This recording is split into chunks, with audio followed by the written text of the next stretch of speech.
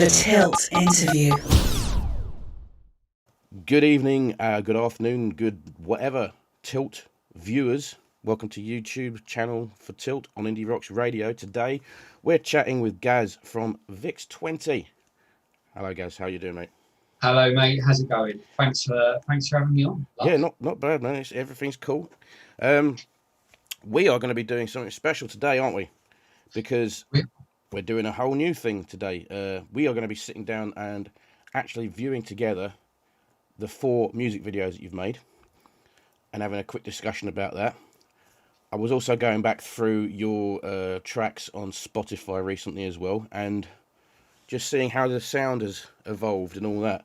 And whether or not anybody notices it, I heard the Eddie Murphy noise. Yes. Oh, well done. Well done, CJ me over the moon. That was like his Easter egg. Flicking through them, got to the end of it, and there it is. It's the quart of blood technique. Right at the end. And the wife was sitting across the room. I just turned to her and we both started laughing. She went, "You know what that is?" And my mind, you know that moment when your mind goes blank, you know exactly what you want to say. And I just went,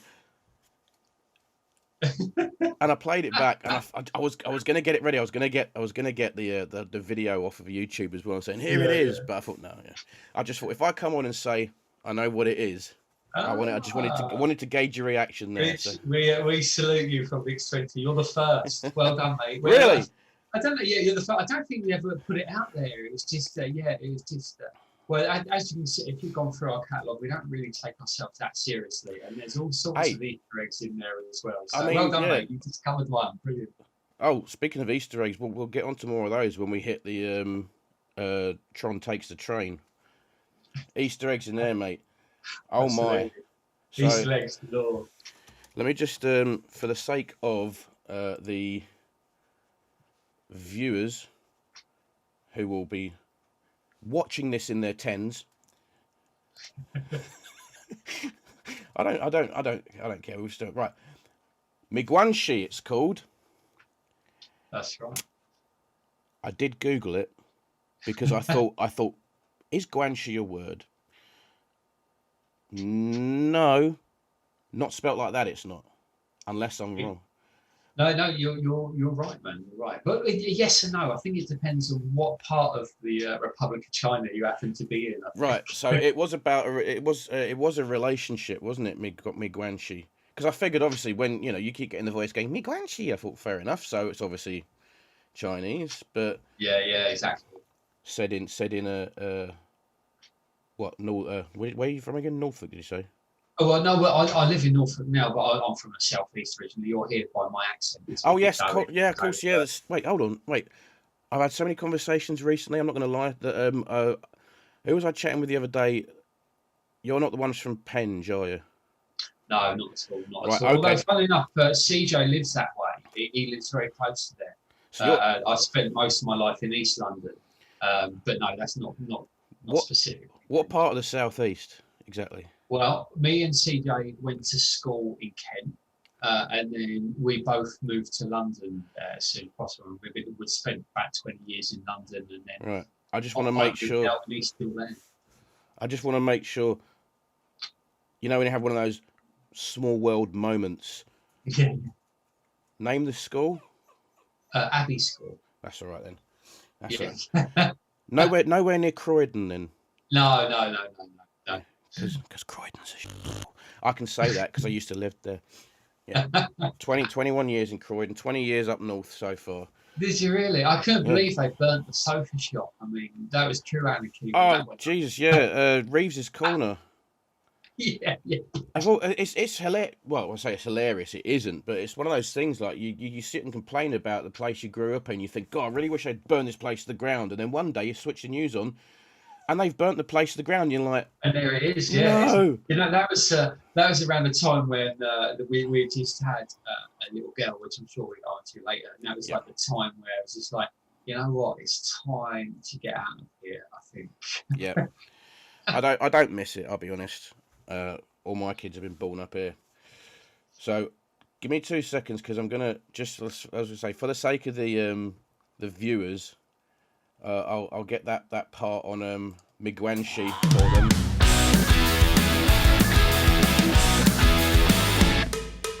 She doesn't live in this world. She doesn't fit in mine. But what I'm going to do is flick to the end, because if people are that interested, they'll listen. They'll grab it, and you know, respect you. You should get more listeners, because I want you to get more listeners, because your music's great. So let's get to the end of Miguanshi. And if you caught the beginning of the video, because if you didn't catch the beginning of the video, then how the hell did you start watching this 14 minutes in? But here we go. So.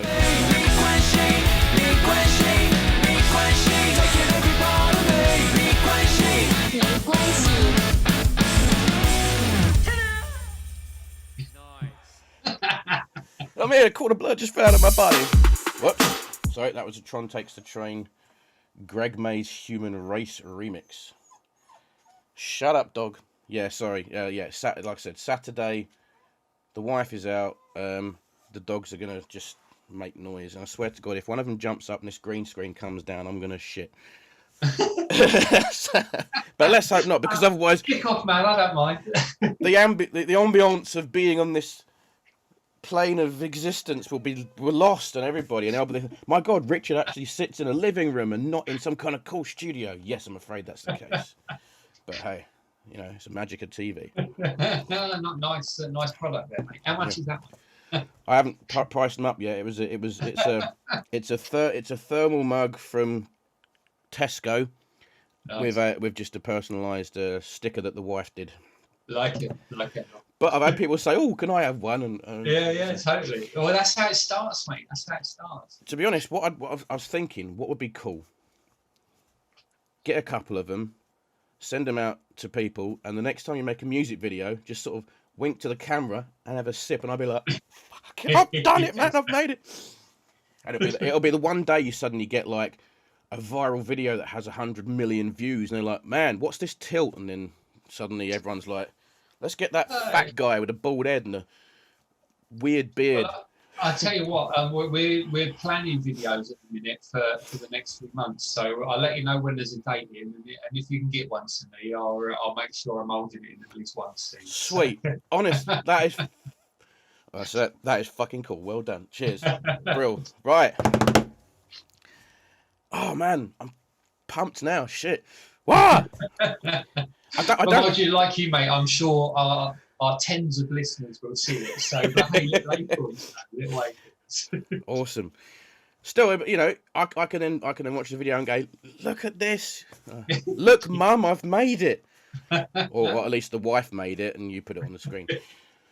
Oh, so let's get before we click on the videos and start viewing those together, because I'm going to share the screen. Let's get background first. Now, I made a joke the other day on Twitter, the name Vix20, and I said, "Is that named after a set of Commodores?" And you sort of said yes, but I don't know, very verified that was the case. Is it? It is, mate. It is. Yeah, totally. So when we got started going, funnily enough, we actually got our first couple of tracks, Digital Age and Angel and Jet Ski. Yeah. We got them signed. We had them agreed to be released before we had a name for what we can call ourselves. Because it's all a bit unexpected. We didn't really think we would be going back down this road again, because this was something we very much did many years ago, but you know, full time and obsessively. Yeah. And so yeah, we just sort of looked in the mirror and thought, you know, well, we're kind of, you know, kind of in our latter years now. We're old. And we started going through all the stuff that we liked the most about being kids, and of course we got onto Commodore 64s and Vix20s, and it was basically both of our first computers. I think it was my first computer. I don't think it was CJ's. But yes, it went from there. So it's just like, we're old men, so we're a bit like old computers, really. We're 8 bits in the digital age. Yes, that sums it up perfectly. So I guess that being the case, then, if I started a band and toured with you, it'd be Vix20 and the Atari 2600 band. Yeah, exactly. or the Amstrad Exactly. CPC 464 group. You know, Although you'd obviously be a lot quicker and a lot more high tech than us. Our tape yeah, is yeah. You'd have to load while sitting up, and I'd just be straight on and like, yeah, and I'd.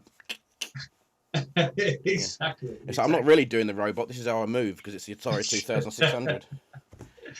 Cool. Yeah, but no, exactly. So yeah, that's how it come about. We just started reminiscing about stuff that we liked and loved, and also as a side thing, I collect old computers. I drive my missus mad.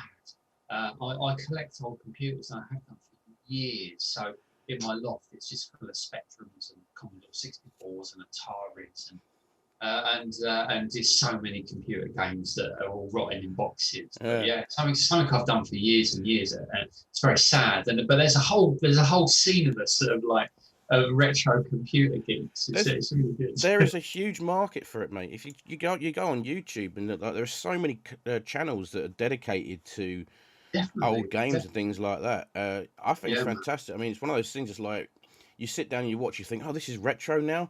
I had that and got rid of it years ago, and you're thinking, shit, because like, you know, I grew up. I mean, technically the Atari 2600 was my dad's, and he used to make jokes about, oh yeah, 40 quid a cartridge they were. So, fuck off, 40 quid for that shit. But yeah, it's crazy. The things I used to play growing up, Pitfall, you know, everyone knows that. Keystone Capers. I think we had Yar's Revenge. I'm pretty sure these are probably all in your loft as well. Yeah, definitely, 100%, mate, 100%. Yeah. Fucking hell, I need to come to your house. No, mate, anytime.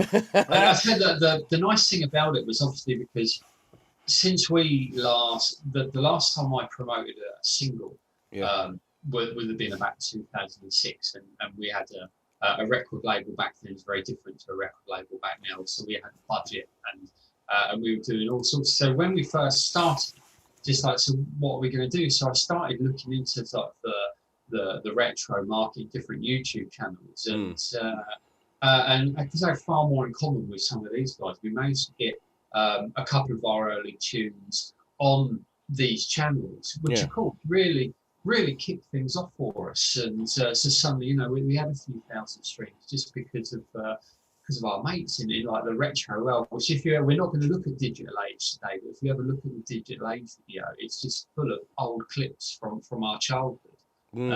So which is where it all sort of tied into, really. And it was only after we did that, it's just like, boy, should we start making proper music videos now? And proper's correct. Those last two, which we'll get to. I'm not gonna gush over one of them yet, but you know I'm going to, because we've chatted about it quite a bit. Yeah, man. And I texted you last night, didn't I? About you did, mate. Yeah, you did, man. Got a new listener in, is walking out of house just humming your song, and I thought, oh, that's brill. Don't get too close, mate. I can't. When people start listening to it, I start welling up. It's too emotional. Even now, I've heard it 1,000 times. It's still like, ooh. Right. Well, we are going to be listening to that song, and the viewers who are tuned in, thank you, viewers. Will actually get to experience the music video themselves, which is cool. Fantastic. And I'm guaranteed, as soon as the camera comes back onto both of us, we're going to be like, yeah, so that. But anyway, a couple more questions before we kick off the viewing. So we've obviously got the established name, which I'm very pleased to say that I got correct. I'm quite good at getting things correct lately, which is weird because it's only taken me 40 years to not be wrong. Mate, you've got the Eddie Murphy. I think literally you're the first person to get that. So yeah. How do people not? It's a definitive noise, man. I know. I mean, like I said, I think it's because of the fact that when we both heard it, we both had to clear up the blood from the floor, because, you know, it does cause all that blood to just drop out of your body. Believe it or not, we actually sat there and started reciting the rest of the scene after that, you know. Yeah. And if people are watching this have no idea what we're talking about, go and watch Trading Places, for the love of God. Jesus Christ. If you haven't seen it yet, what the fuck have you been doing? It's a classic. Oh dear. Yeah, definitely men of a certain age, aren't we? Oh, big time, mate, big time. So, sorry, so we've got Vix20. So yeah, your Spotify bio basically brought up the fact that it says veterans of the music industry. Yeah. Give us a brief rundown what that means. I mean, I know so we've been very, very lucky. I mean, me and CJ we've not really worked together in, I don't know, I can't remember exactly, but a number of years. So when we first started out, we started out together at school, and that band got signed abroad. So spent a good 5 or 6 years, playing a lot, releasing records, etc. And we had some real nice touches of success, and we toured with we supported some big bands as well in that time. What was the name of that band? That band was called Hell So Flies. That was unfortunately before the internet, so there's not much around. We're on a Dutch Rock Heroes compilation album, which is about the only thing that's kind of transferred onto the internet from that period. Yeah. Did you say Kelso Flies? Hell So Flies, it's called. Yeah. How'd you spell that? So it's House and -O-Flies. The single is actually on Spotify. There is 2 of our tracks up on Spotify. I was literally looking for it while you were talking, but House of Flies. Let me see if I can send you a link, maybe via Twitter. Lose the Faith, All the Things. That's it. Lose the Faith was the 2 tracks that got onto Spotify from that period. Interesting. Should I press play or should I wait? No, I probably can't because that's record label stuff, isn't it? Or was? Yeah, but to be honest, it'd be fine. I don't think Red Bullet are gonna pick up. The thing is, it's not about it's probably less about the record company that produced it there and then, and more about the fact that YouTube's algorithm will be like, oh, you're playing music, BMG are going to come on and claim it. But then if I can turn around and say, hey, YouTube, this is Gaz Vix20, this is his song, do I have permission to press play? Oh, I see. Yes, you do. Thank you. Let's have a quick listen to Lose the Faith. What was the year you Lose the Faith? That was either 1999 possibly or 2000. It was around. It says 2001, but obviously that's. Oh, okay. They made it hate. Sorry, we lived in Holland, mate. You can imagine. Right. Let's Lose the Faith, 2001. Let's have a quick listen to this, shall we?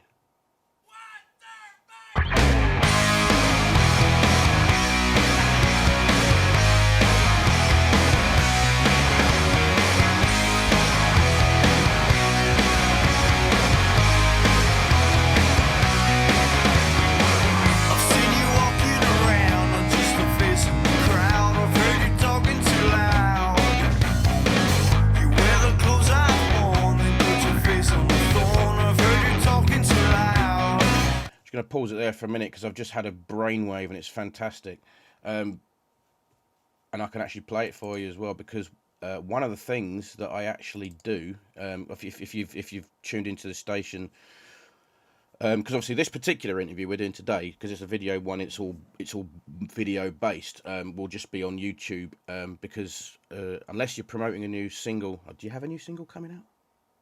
We do, but not for a couple. Right, that's cool. So what I can then do is I can bring you back, if that's cool with you, in a couple of months when your new single's due. Yeah, of course. And I need. Do you know?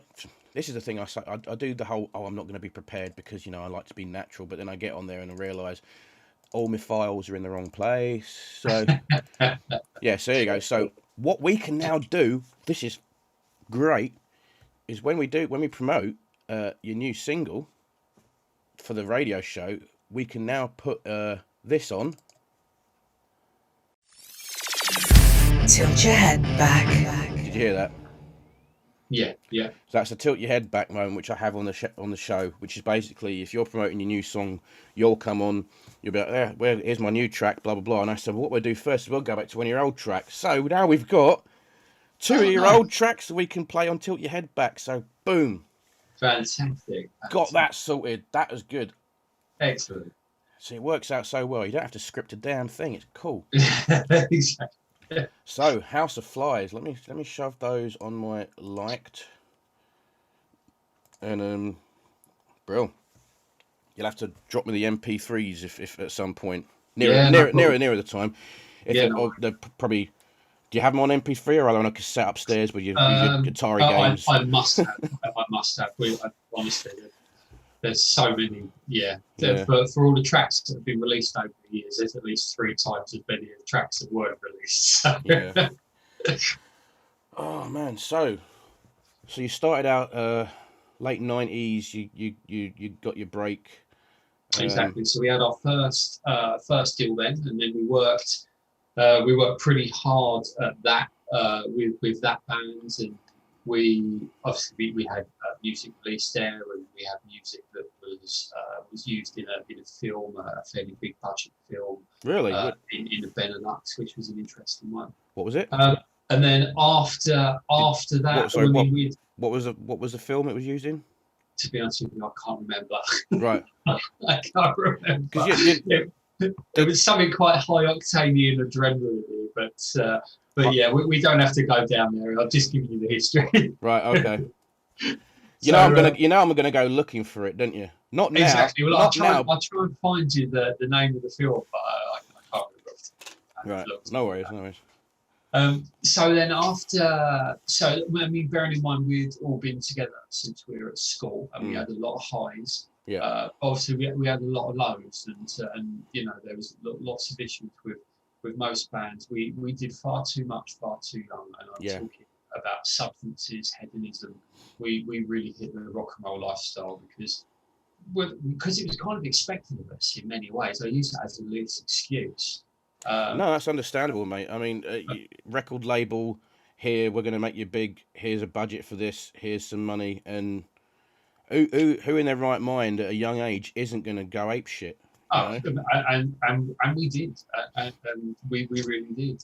But obviously that took a toll. And when that deal was over, it was kind of over. The EMI came in for us at the time, and this was another long story. So I'm only gonna. Yeah, give us the abridged version. That's cool. So they come in for us. Our label there wouldn't let us go, which of course then ground everything to a halt. And by the time, and the thing in the music business, when your stock is high, you've got to be ready to go on the day. Yeah. And the trouble is, because things took so long, people then moved into different jobs. So that opportunity went. Yeah. Then suddenly we didn't have a deal. And then it was kind of on to the next thing. We kind of tried hard. I started doing more guitar sessions because that's kind of what I really wanted to be at that time. I wanted to be a session player. I wanted to be a touring guitarist. Mm-hmm. So we started to go our separate ways really, and then I got into after a couple of years of doing sessions, I got involved with a punk ska band, pop punk ska band. Yeah. Hypo Psycho. And sorry, Cyclone, did you say? Hypo Psycho. So right. It's my apologies to keep interrupting. It's just sometimes when you're saying it, the names aren't coming through because the mic's not picking up properly. Yeah, no, sorry, brother. Sorry. What was the name of the punk ska pop ska band? So that was called Hypo Psycho. Hypo Psycho. Yeah. And okay. And again, Did they have diabetes or something? Again, well done, because you clearly understand the difference between hypo and hyper, which not many people did. So when we're talking about being hypo-psychos, psychopaths who can't be asked. But again, that was sadly missed. There's another Easter egg that was sadly missed. Yeah. So I did that for a number of years as well. I did that then for about 5 years. We had a top 75, which is technically a hit record with them. Yep. And we toured. Yeah, we toured an awful lot. We did Saturday morning kids TV. We did Top of the Pop Saturday and Saturday shows. We were really in that pop market. We were, we were playing with the boy bands. We were playing with Fly at the time, and doing radio road shows. Kind of the whole sort of pop star experience. We didn't sell millions of records, unfortunately, but we had a really good time doing it. Yeah.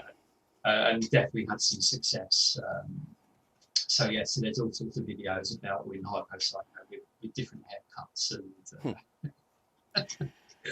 Well, I'm gonna be searching for those, and I might even splice a few of them into this. So Yeah, no, nice one, mate. No, that was some high quality. It was big budget stuff. You know, we had a decent label at the time. yeah, So yeah, so there's some good examples of that out there. I'll do a bit of So, magic. yeah. I'll do a bit of magic here, and here they are, and I'll do that, and I'll sit here for a couple of minutes, and when the video comes up, it'll be sat on my finger. I'll be, yeah. Maybe, who knows? You know, Who knows, mate? it took me 3 days to edit the last video, so anyway, carry on, mate. Go on. So that was Hypo Psycho, and to be honest, after about 6 years of that, I was burnt out. I'd had enough. I didn't want to go on tour anymore. I'd met my partner, met Erica, and I wanted to do a different stage of life, really. Yeah. I was very lucky before all this kicked off. I did some medical training. My parents, or my mum, was particularly militant that I actually get a qualification before I, go gallivanting and following the dream. Yeah. So bit by bit, responsible parenting there. Well done. Exactly. So I didn't think so at the time. Who does at that age, mate? You know. Exactly. Right. Hindsight is 20/20. So true. So yeah, and then my daughter come along, and then we're into a very different phase of life. Yeah. And then after a few years of being out of music completely, me and CJ hooked up again. We rekindled our friendship that had sadly deteriorated and fallen apart, as it does in bands when you're in each other's pockets and stress. And one of you wants to go and do this, someone else wants to go and do this, and unfortunately, any musician that's on the planet, sometimes you lose sight of who your friends are. Yeah. And other things get in the way, but. I mean, it can't be easy. It can't be easy, mate. I mean, it's not, man. You're all chasing the same dream in different ways, and exactly. you feel like you're in it together. But occasionally you might be like, oh, but now I feel like I'm stepping on this guy's toes. Blah blah blah blah blah. And I think that's where it fractures with a lot of bands, because like I say, 4th interview so far for the Indie Rocks page, but I've been chatting through social media with quite a few bands, and you'd be amazed at just how similar all the stories are about exactly what you've said. Starting early, moving on, breaking up, rekindling, blah blah blah. And it's life gets in the way, but not in a bad way. Like I say, I mean, God bless you for coming back on, because literally for the 30 seconds I played of that House of Flies track, compared to how your other tracks that we're going to be listening to today, you can tell that you've changed your sound, because obviously you've got two of your tracks that we're going to listen to today. You said obviously one of them is a bit of a piss take, which we'll have a laugh about. Someone like me, Guanxi, as well. That's very like old school pop punky. But then you hit things like Broken Melody and Tron Takes a Train, and you go from like there, and suddenly it's like, but we can also do this, and that is what I love about all the bands I've been chatting with, and all that, the range that you've got, and the fact that you've had those early years, and you can sort of just express it by doing like this group of things, and then say, but now we're a bit older, listen to this track, and it's brilliant, it's fantastic. No, thanks, mate. You're absolutely right. Experience and maturity is key to it, really. Absolutely. We had the wife and I were chatting yesterday, basically, because I was talking about, let me see, interview 4, as I've said, and it's probably the 4th time I've gone through this, so I'll probably just edit this out, but I probably won't. 19, I had all the equipment to start DJing, stuff like that, and long story short, had to sell the equipment, blah blah blah. I had a guy who was also doing stuff like that, and he kept saying, we're going to be on the radio, although my wife was completely convinced he was riding off my coattails, because he had zero talent and I was a very funny guy. I still am a very funny guy. So, but no, it didn't come through. And then, 20 years later, I'm doing this, and it's great. I love it. you know, it's a small radio station. It's the amount of like I said, the amount of music I'm listening to lately is probably the most I've listened to in years. Yeah. Rather than playing the same old playlists on Spotify or.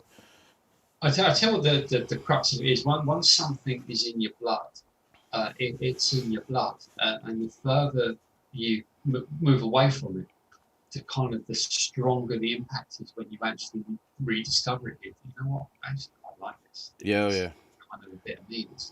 Yeah. I mean, I can't play an instrument. Kind of wish I could, but I can't. You know, I like the idea of Troy just being able to sit down one day and just picking up the guitar and just strumming something, but I can't. So. Mate, it's overrated. Don't worry about it. Nah, well, thank you for saying that. I don't feel so bad now. Righty ho. So, let me just process everything in my head. So we've got your name, we've got your backstory, we've got your two bands, House of Flies and Hypo Psycho, of which I'll be looking for. You're gonna wish you never said that now. And then obviously Vix20 comes about, and yeah, you've been. I mean, if Spotify is as up to date as it should be, because 9 times out of 10, they don't put every release that a band has basically put on. But I've got you on there going back as 2018, so Digital Age being your first EP. Yeah, that's right. With Angel on a Jet Ski. Both great. Very, very different. But like I say, polished. You can tell that... hold on, Vix Essentials podcast playlist. Is that Norman Cook? No, that's we've got a podcast. We've got like a syndicated podcast, and so that is just the playlist of the bands that. I would say the picture on there because I thought it looked. I can see it's got the. It's got your. That's not you, is it? Whereabouts? Hold on. Let me share my screen. Have you got a Mr. Men picture on there? That might be on there. We just recently had some success in the Mixcloud chart, so it might be that picture. There, that one there. Oh yeah, no, that's me. Yeah, that's me. I switched that on yesterday, and I thought, is that Norman Cook? No, I don't. Is that a compliment or not? No, that's all right. Let's I've drift off the face through a few times. Let's drift away from that, shall we? Whoops, sorry. So yeah, Digital Age, Angel and Jet Ski, and then Miguanchi. Yeah, great tune. And then, as you said, yeah. So Tron Takes a Train came out 2020, but you've now re-released it as an EP with all the additional remixes and things. Yeah. I'll be honest with you, I actually haven't sit and listened to the remixes yet. Yeah, I must. It's an interesting one, that, because it was very much the label we are with. Their mainstay is EDM, and the stuff that the labels that we release on are sub genres of them. So that was very much down to Hot Work and down to Tony's Spatial Awareness, Tony. It was something that it is probably his project, and the DJ producers he brought in to remix the tune. So although it is our song, obviously Tron's our song, but the actual remix is, it's not really. We just sort of gave our consent to it, if I'm honest. Right. Although I do love it. I do love what they've done. If we didn't like it, it wouldn't have happened. So the video smashed it. But the video for that blew me away yesterday when I sat and watched it. Oh, nice one, mate. Because so you'd get the Easter eggs, you see. That's why you'd get so many. There are so many. Yeah, man. I don't think anyone else. When I shouted at my wife, "Oh my God, there's Grim Fandango." I wonder if anyone watching this today knows who the fuck I'm talking about. Grim Fandango is a bloody cult game. My wife loves it, and I finally played it and ran through it on Xbox Live the other day when they bung it on Game Pass, and I thought, brill. Didn't have to pay for the damn thing. Ha ha. See that more Easter eggs of our past, and we put in a couple. There's a couple of logos there on from the radio stations. Obviously, when we first released Digital Age, we didn't have a clue. Everything's changed so much. Yeah, yeah. And there's a couple of stations that supported us, so we sort of grabbed their logos. Cool. And sort of put them in just as a thanks. Because, yeah, we're all over it now, but at the time it's just like, okay, what do you mean? What's internet radio? I've never even heard of it. When we Mate, started. I didn't know about it until 2 years ago. So, all in order, as I've got them here, so they're on my desktop now. Thank you very much for sending them across. They look fantastic when they're in high def. Yeah, nice. So we are going to be starting today by sitting down together and watching 4 of your videos. Funnily enough, Try Again, that's in that order? No, it's not. So hashtag change will be first. Okay. Let's just. Do you want to discuss discuss the idea behind it first, or should we watch it first and then talk about it? Yeah, I don't mind, buddy. Whatever you feel or what. Why don't we watch it and then talk about it? Because it may divide opinion, but let's just remember it's a song, and music's about expression. We're just having a laugh, all right? Right, here we go. In fact, the song's more about Melina than everything else. No, Melania. Melania, yeah. Happy, joy lady, isn't she? Wasn't she? Right, let's share my screen. Is that sharing? No, I'm sharing the wrong one. Do that again. Right, can you see this big old mess here?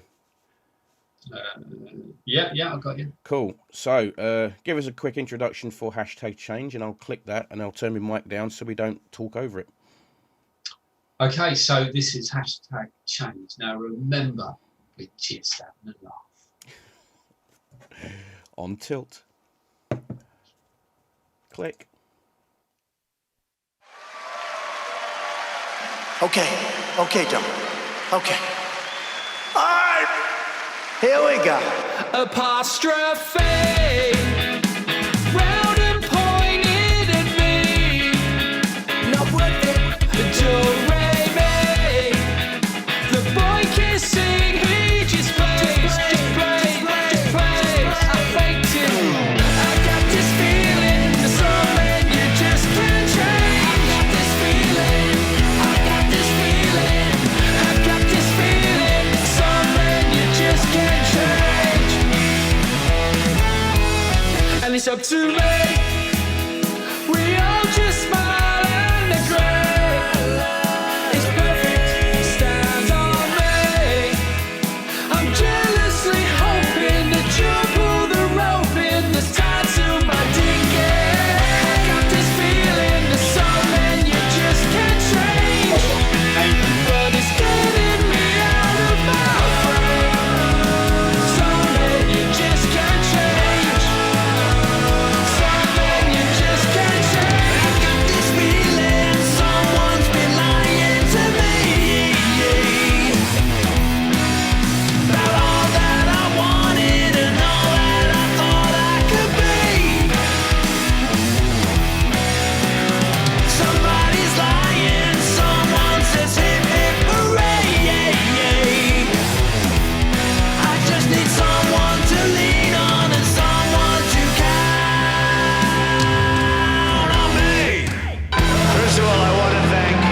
Incredible wife. Thank you, darling. Never change. But let me tell you something. Not to talk badly about the First Lady, but she is a killer, mentally and financially. Just this week, we created a beautiful, brand new border wall.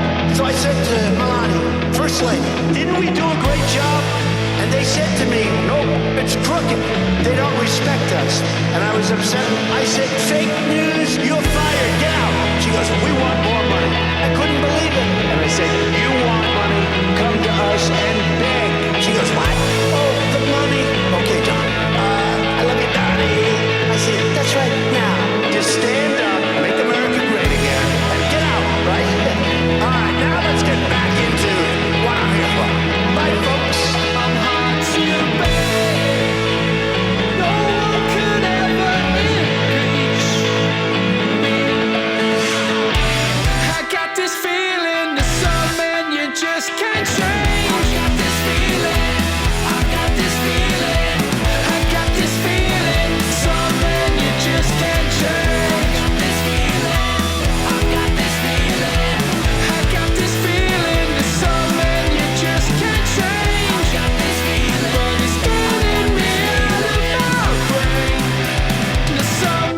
just can't change. Everybody was there. It was a fantastic crowd like this. And as you know, one wrong word and it's over.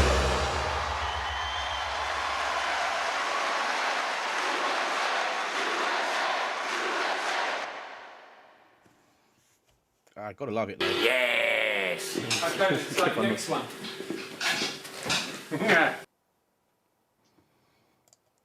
Gotta love it. Upbeat, superb. You know, I've no idea what it's about. I spent the first couple of minutes thinking you were singing. I've got this feeling there's some things you just can't change, but it's some men, isn't it? Some men you just can't change. Yeah, some men you can't just change. Yeah. And it's not So, for this. Yeah, go on. Give us a rundown of that then. well, the most important thing to put out there straight away is particularly for our American friends. This is what we call in the UK political satire. So we were having a laugh, and the fact that it was more about the fact that we could take 50 or 60 of Donny's speeches, we could cut them up, and then we could make a whole other thing. So that's where it started. So we never set out for it to be some political movement. We're not that sort of band. Like Cassette Boy does with good old Boris over here. Exactly. Yeah. So there are plenty of bands that make these political stands, but we're just not. Rage Against the Machine being one, and the amount of people exactly the amount of people that turn around and didn't realise that they're actually a political band. It's like, what? yeah, seriously. Exactly right, and that's just not us at all. We're having a laugh. Everything we do, if we're not laughing and having a giggle, we're just not interested. So, but it did upset a lot of people, and the death threats came in on YouTube when it was first released, and so it is what it is in that respect. But we had a great time. We filmed half of it in Amsterdam. We filmed the other half of it at a Trump protest in London, which was just hilarious. But actually, when you listen to it, we're kind of taking the rise out of both sides. It's just an anti-Trump at all. The whole thing's just ridiculous. The kind of the two-party politics is kind of where we're aiming our poking at. But we're just having a laugh. Cool. Don't get upset, anyone. No. Well, be proud that the first full-on conversation I've had that's been sort of politically motivated on Indie Rocks Radio. There you go. Exactly. Because Right on. We tend not to discuss politics because it does get a bit dicey. It does, doesn't it? It does. Because at the end of the day, I wasn't about to say, do you know what? I don't have a problem with this person. I don't care. I don't do politics. My Twitter feed is all about music now. I've completely ignored everything else, and it's great. It's fantastic. Yeah, no, same.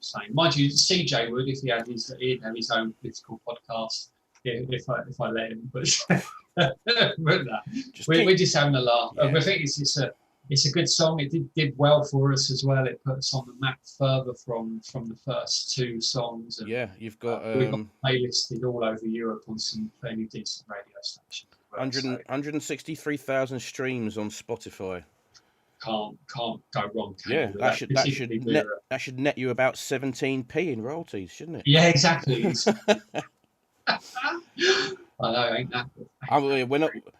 I'd love to discuss the payments from Spotify but that will get into a bit of a heated thing, because I know that a lot of artists, especially the independent side, they send them out to the platforms and that, and Spotify are just. Music is free, unfortunately, and that's what it boils down to. I mean, fair enough, you can put stuff on Bandcamp and you can nick a few tenors here and there. Yeah. Don't see the point personally. We don't do it for money. We do it for the love of doing music. Absolutely, and it makes us feel good to make writing songs. Yeah. Literally, I think we're getting close to 700,000 streams, and yes, you are. Count probably, I don't know. We've probably had about £100 maybe, but we've pumped that straight into getting some CDs done. You know what I mean? So there's Absolutely, no money cool. in that, none at all. You're not the first to say it, mate, and you're probably not going to be the last. The fact that you're saying exactly what I think, which is you're doing it for the love of the passion of the music. And I'm going to sound like a crack record myself because it's probably the fourth time I've said this, but you know, you can tell when an artist is doing it for the passion of something they love, because you can hear it, you can feel it in the music. It's not some kind of generic 17,000 people got into one room and penned something on the back of a napkin kind of thing. It's something that you've worked on. You've worked on hard, and it's great. No, definitely. I feel we're slightly, although obviously we're at the older spectrum of bands releasing music. We were very lucky because when we were hungry and doing everything, you could make money. We used to, when we were gigging abroad, we would make decent money as well. Yeah. For gigs, but of course that's not there anymore. And so for hungry new bands that are coming out, we try and play on our podcast all the time. Just, you know, like yourself, just to help the scene, because it's very difficult now. It's very difficult to become a full-time musician now. Whereas when we started that 20, 25 years ago, it wasn't. There was income streams to be had to pay the rent, but now, unless you're after playing a few weddings here and there, just yeah, I know what you mean, mate. I've got a few friends that are in bands, and people assume that because you're making music that you're a rock star and you've got to live a huge lifestyle. And in fact, it's like, what are you going to do today? Well, I'm just going to finish writing this, probably edit this track from home, and then I'm going to work. And they're like, huh? It's like, no, that's what it is. It's a musician's life. It's like any kind of art is unpaid, isn't it? Yeah. The way of things, you know, it's shit, really, because it is. you just need to look at the last year to see just how the music industry's been crapped on from a fucking huge height. Yeah. Well, the trouble is, it started in the early 2000s when the MP3s became a thing. As soon as that happened, with Napster. But you know what? We as musicians, we all moan about it, but 9 times out of 10, they've probably got a computer full of MP3s as well at that period. Now, obviously, it's different. Everything, you know, streamed, etc. Yeah. But kind of everybody benefited from it. At the same time, we kind of stood on the fork and it smacked us in the nose. I mean, you want to be heard, which is a thing. So you jump on the streaming bandwagon, and you're not gonna get the royalties you deserve. Which, I'll be honest, I'm relatively passionate about this whole thing because of what I've been doing for the last 14 months and so. But you know, I know people that have been doing this for years that are even more passionate than me. I don't want to be disingenuous when I'm saying it pisses me off, because it genuinely does. That like so many people that deserve more, you know. Yeah. And then you flick on MTV and you've got this thing just sort of screaming into a microphone in some kind of bizarre voice to this backing track of going boop, boop, boop, boop, and that's considered music, and everyone's just doing all that shit to it. I know. Or maybe we're just getting too old, mate. Maybe we're like, no, music. What's that? We're not getting old. We're getting better. Exactly, we're getting better. We age like. I was going to say, do we age like fine wine or do we age like cheese? Because one of them's mature. Yeah, exactly. And one's a bit bitter. I'm definitely not aging like a cheese. Then no, I'm definitely aging like a fine wine that's had the bottle opened and sat in a cellar for years. I'm very vinegary myself. Yeah. So #change, great track. I do enjoy that, and it is very upbeat. And I was trying my very best to not tap along. I'm one of those people that play. I'm not one of these air guitar people. No, don't be daft. I'm a air drum guy. Hey, I'm the same. I'm a total air drummer. That's my air instrument. For something I like. Yeah, but I had to turn my mic down in case I started doing that. We don't need that going to the top. Yeah, So, we're really proud of that, and we do everything in house. We CJ is that works extremely hard on everything. So quite often when our writing process, we both write together. But when it comes to actually producing the tracks and the videos, it's all CJ. He's our kind of evil genius. Wow. Pretty much everything. So the way you put that together, the videos are a masterpiece, in my humble opinion, and it's been copied so many times now. He's going to have to tell me how to do that ticker thing along the bottom, because I've wanted one of those on mine. Yeah, no, he did the whole thing, programmed the whole thing, and even the tweets. He's got the fake tweets that are coming in. No, I'm very lucky. He's an Adobe Premiere Pro guru, is he? Oh yeah. Because I've only just started out on that. If you watch my last 3 interviews, you'll see they do drastically get a bit more in depth, and that last one was a bit. 2.5 hours it took the last one to render. I sat back and watched it, and one of my taglines comes across, and instead of going underneath me, it goes across me. I'm like, oh, fuck! I must admit, I didn't know what rendering was until our later videos. This is like, what do you mean it's not ready? It's been rendering for 4 days. What? Well, I'm using a Commodore. What do you expect? Yes. We're old school. Cool. Right. Now, video number 2 we're going to be kicking off in a minute. This one is Try Again. This was the first track I heard of Vix20. Right.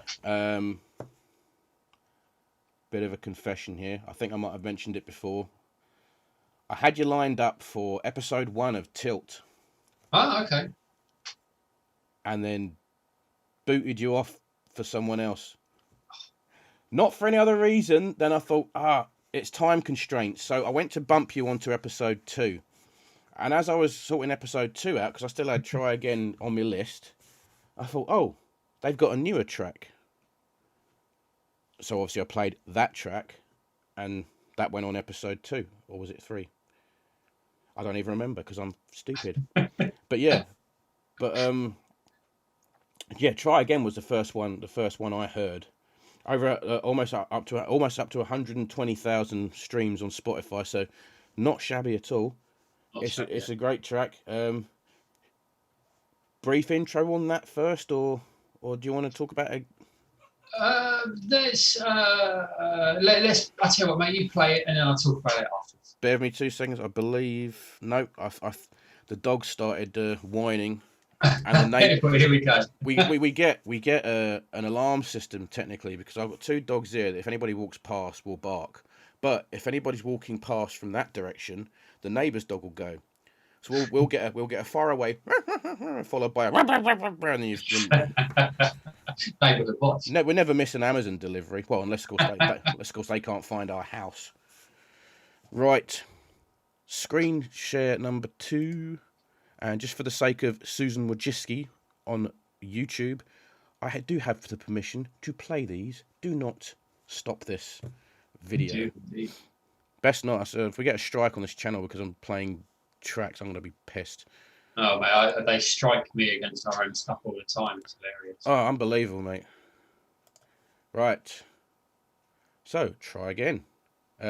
Intro for us, mate. Go on. So, this is one of the first tracks that we wrote together, CJ and I, when we got back together, and it's called Try Again.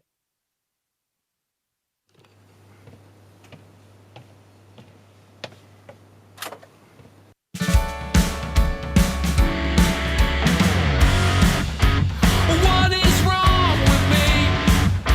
Not taking to this easily. My foggy head is way behind. I'm searching for a rest. When it's said and done, and by you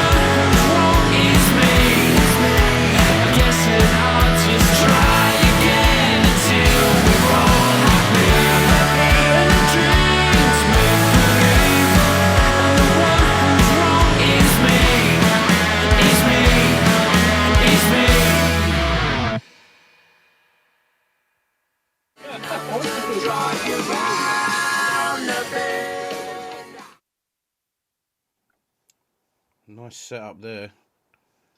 Home studio, is that? No, not at all. That's that's a very, very professional studio in central London where we film video. And because we always have to have a fuck about bit at the end, we thought, we know what we're doing. We make it look like we're Johnny Big Bananas. So it wasn't filmed in your house, no? No. Well, interested. No. Although it was half of that was filmed in a lift shaft where you see all the bands when the bands played. So it was a lift shaft and not what I thought it was, which is some kind of container. Yeah, well, it's a similar effect, Yeah. Funnily enough, you may make another great point there because the kind of the vision I had for it was very much based on a Skunk Anansi video from back in the day when they're all playing in a container. Right. It was that kind of shut in. So that's kind of where I had it. So actually, mate, once again, you're picking up on the Easter eggs for sure. Do you know what? Do you know what it first made me think of? Funnily enough, when I first saw the video.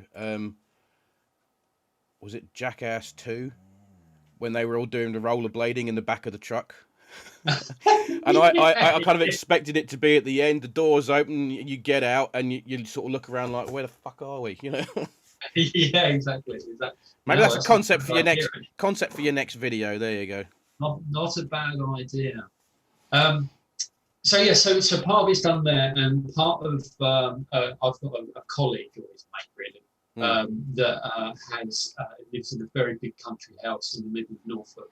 So there's a few scenes there. It looks like we're in like quite a large background. It's like a big fireplace there. So we did some scenes in there, but unfortunately, and because we're total amateurs at that sort of thing, the footage we got wasn't really usable, and the lighting was wrong. So you learn these things as you go. Don't you? It's all like you were saying about working with Premiere.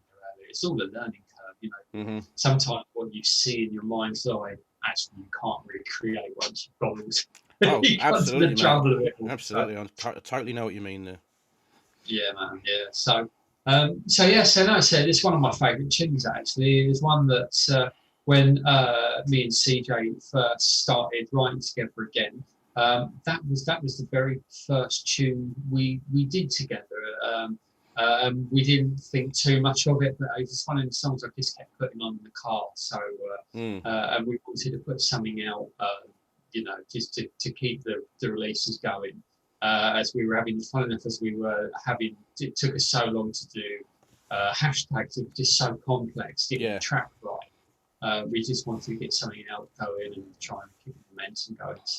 So that's where that one come from, really. It's a bit of a 90s rock song, really. Absolutely. To that one, many have said. The get-up, the black suit and tie and the sunglasses, kind of like a Madness-esque style look. Yes. It does kind of look like a band that's playing at a wedding, which isn't a bad thing. Not bad for me, no, exactly. It's more based for us on the Blues Brothers. Yeah. I was going to go with that as well. If you had the hats on, then absolutely. Yeah, that's right. I hate the fact that CJ's a good-looking guy, bastard. Yeah, I know. He's full of muscles as well. It's really annoying. Really annoying. Don't you hate people? Cut it out though. I don't want to pay him any compliments. He's won the genetic lottery. He can sing and play guitar. What the fuck else does he need? Well, you see, the funny thing is with CJ, he's just his primary skill is drumming, and actually, and I don't say this lightly because I've played with a lot of drummers in my career. Very, very lucky with the musicians I've played with, but he's a world-class drummer. He's got perfect timing, and that is something that you just can't teach. It's a bit like Ginger Baker from Cream. There are just certain drummers that just hit it every single time and where it is. And although he's always been very heavy-footed, and he hits the drums extremely loud, but that kind of primary skill of this kind of perfect timing, he hears things differently to anybody else I've ever met. And it's just that there are levels in music and production, and so whatever he turns his hat to, he's kind of got this kind of perfection streak that kind of governs what he does. And a lot of the time he'd say to me, "Oh, this is rubbish. It's not any good." And I'll listen to it and go, "You off your head? This is incredible." You know? But he'd never see that. So No, of course. but hey, it works. So he's obviously his own worst critic, mate, and I'm the same. A lot of people are like that. It's, you know, you can always spot the negativity in your own things and not other people's, and it's a blessing and a curse, maybe, I guess. Well, there you go, CJ. Look, you're definitely appreciated, mate. oh, for sure, man. Although you could have, you know what, mate? you could have, Perfect is the enemy of done. Yeah. Remember that. he could have come on the podcast today, but no. He's got better things to do. He's got to go and flex his muscles and play his drums. No, it's right. He's got CJ stuff. Yeah, he's got CJ stuff. Actually, I think he's with his parents today, so we let him off. Yeah, no worries. Well, like I say, you know, new single coming out in coming months, so he can pop on then. We'll have a good chat. I mean, Definitely. Well, interesting you say that. Is we take vocal duties. We swap, but that's not because either of us can sing or wanted to be singers. It's just the guy we wanted to sing for us was the singer in our old band, Luke Purdy, and at the time he was the same as us, had completely had enough of music. So, but he got out of music a bit later than us. He was with a rock band called Six. And they went around tour they went around Europe with Iron Maiden, sort of come back from that. It was just like, I'm not doing this anymore. So another side story, Luke's now doing his own, he's releasing his own music again. But so we ended up singing just because we couldn't get the guy we wanted to sing for us. So so the next single is actually is all CJ on the vocals. So yeah, he's definitely going to be doing a promotion round. So yeah, good. I'll take you up. I'll book him in with you, mate, for sure. Yeah, well, let me just check my diary for that. I should be able to fit you in between Dave Grohl and Alice Cooper. But yeah, it'll be all right. You know, I might just have to tell Dave to just get knotted. Yeah, everyone knows it. Yeah, anyway. do one. You're good and done. Cool. Oh, so let me see. I'm going to ask a quick question because I know I noticed it in #change, the middle finger going up while playing the guitar. And I was trying to look for it and try again to see whether there's some kind of, because you said there's a lot of Easter eggs in your videos. I'm watching your hands as you play that guitar. Did that middle finger go up in try again as well? A couple of times, probably. I mean, Garrett's CJ's the worst one for that. Honestly, I could rein him in. If he had it his way, there'd be pentagons everywhere. Yeah. So what? Just to clarify, what was it about? What was Try Again about? Sorry, yeah. What was Try Again about? Because well, there's a couple of different stories going on in there, but it's essentially what it says on a tin. Yeah. It's about the beginning of it is very much about. There was a situation I was in a new job, and it didn't matter how many times I was told how to do it. I just couldn't do it. I couldn't get my head around it. But more importantly, I didn't care particularly. So it's kind of like apathy, really. It's just like, yeah, all right, let me do it again until everyone's happy, you know. And then it progresses into another bit where the why did you come here bit, and that's very much a true story about I'd moved on. There was somebody else at my house. Then someone from the past turned up, and it all got very messy. So that's just this little throwback to that. Right. Many years ago, I should say. I've been very happily settled down for about 14 years now. But hey. Yeah, always good to reminisce on the past. Even not all moments. No, exactly. I can attest to that. Not all moments, but it makes us at the end of the day, doesn't it? You know, if your future determined on how you deal with your past, and it's taken me a long time. It's taken me a long time to realise that, and good 11 years of this condition I've got. A lot of stress and all that, but yeah, I totally get where you're going from there. How many times have I said what is wrong with me? It's unbelievable. Yeah. Well, and that's the thing, isn't it? It's just sometimes you just can't get your head around it. Yeah. And the nice thing is we try and keep our tunes as open as possible. So when we're putting them together, we're trying to get as many people to relate to them as possible. And I think that's kind of one of the keys to, we're trying to hit obvious subjects. And Obvious might not be the right word, but we want someone to listen to it and think, you know what, that sums up what my day or that my experience. And you know what, if we've done that, we've done our job. Absolutely. Yep. Spot on, mate. I saw you picked up your guitar and a little strum while it was playing as well, didn't you? Oh, well, I did. We're going to start rehearsing again soon. Because being a typical musician, I never play any music until I've got something. I've got a deadline. Yeah. so yeah, I was just reminding myself of the chords.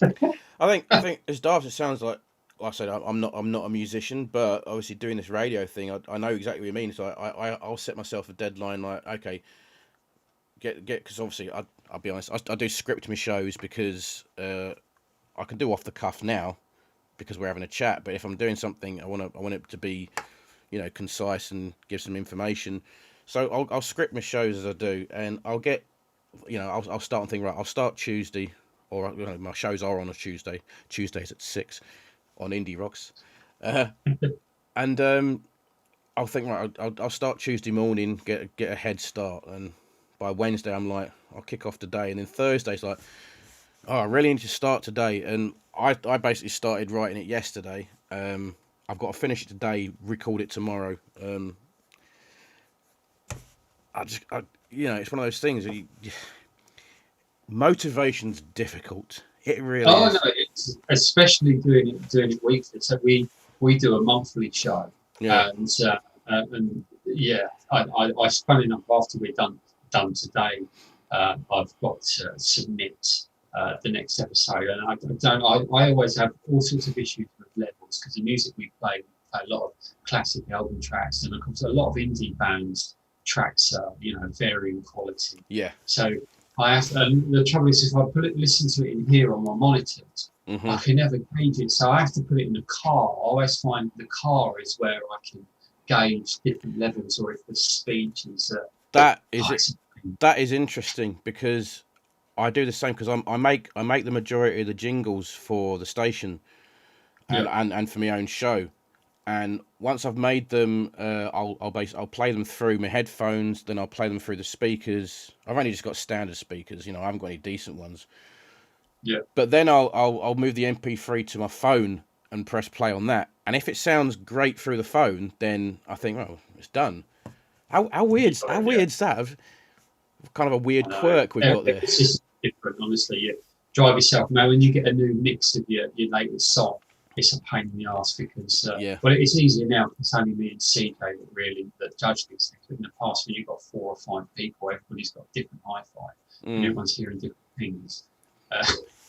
I've been trying to get to grips with Adobe Audition recently, so getting the levels right for that, and it frustrates me because I can tell the difference when one of the songs finishes on the radio and then clicks over to my show and it drops like 2 decibels. I'm like, why? It's like, why? I know, and you know what, mate? It's a rabbit hole. I've been trying to work that out for years, and I still don't think I'm any closer to nailing it. It's so difficult. Yeah, you can't mess with it. You can't turn it up after the fact because then you just get the distortion and it just fucks the whole thing up. But yeah, exactly. No, it's really such is life. Such is life. Yeah. Exactly. Must be harder for you, obviously, doing an actual doing a mix for your own records, and all I'm doing is playing them and trying to put my voice over the top. So, you say that, but again, experience has made us wise. That we no longer mix our own tunes. That's the one thing we don't do because one, it's too emotional. Yeah. When you're going to fall out, and the thing is, I having done several albums, dozens of singles over.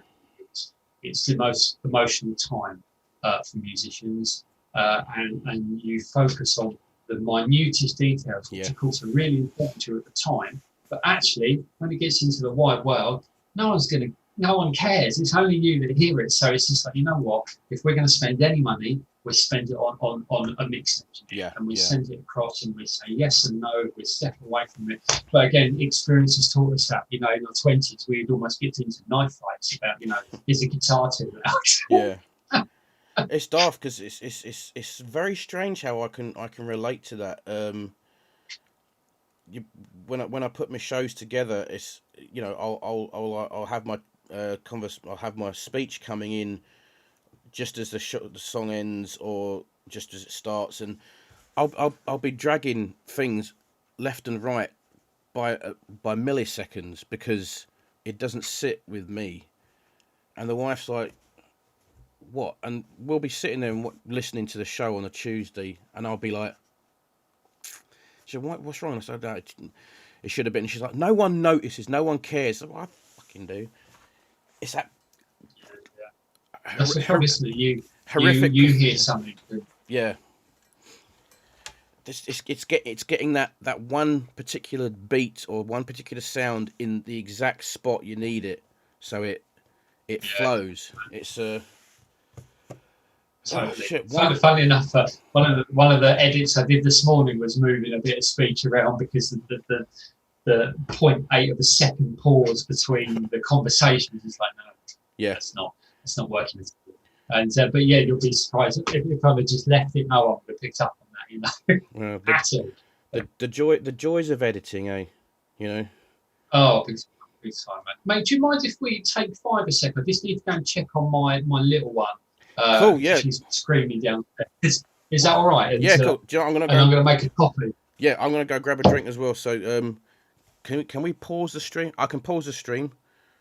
Bear with me a second. Okay, well, I won't touch anything. I'll just be back in 5. Yeah, no worries. See you in a sec. A few moments later. And we're back because there's me forgetting to press record again on the audio because I back up the audio, don't I? But there you go.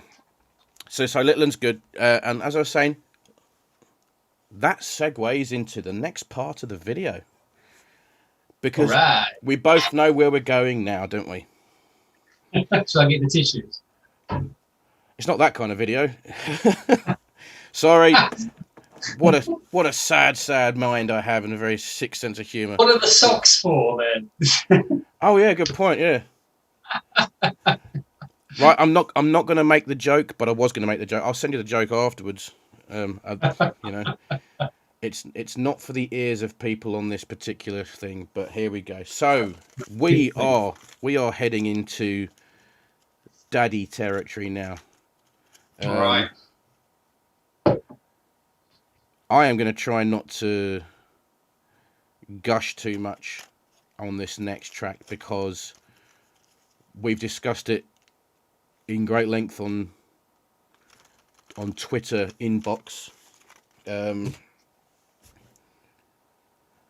like I say, when I made the point that before I'd try again because of time constraints, and then was to put this next track on that episode, and my God,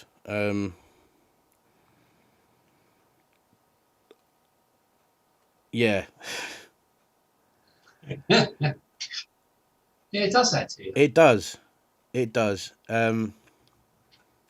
People are obviously aware of what I'm going to be playing in a minute, but I don't think they've seen the music video, which so much to discuss about the next thing. But we're now going to be sitting for the next 8 minutes, or 7 minutes, 57 seconds, because I'm that precise and I'm a complete git. And we all know which track we're talking about, don't we? So, guys, if you could, I'll share the screen, and if you could give us an intro to the next track that we're going to be kicking off today.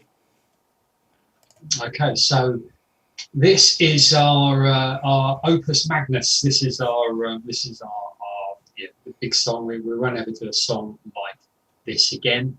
But I'm glad we did it once. So this song is called Broken Melody, and it's by Vix20. Cheers, man.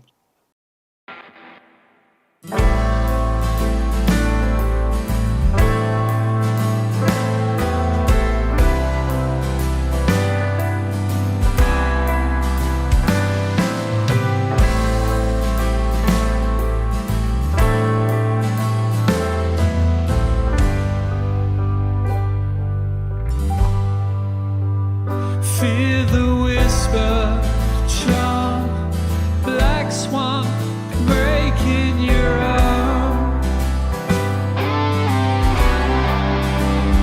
In the distance, alarm, breakdown.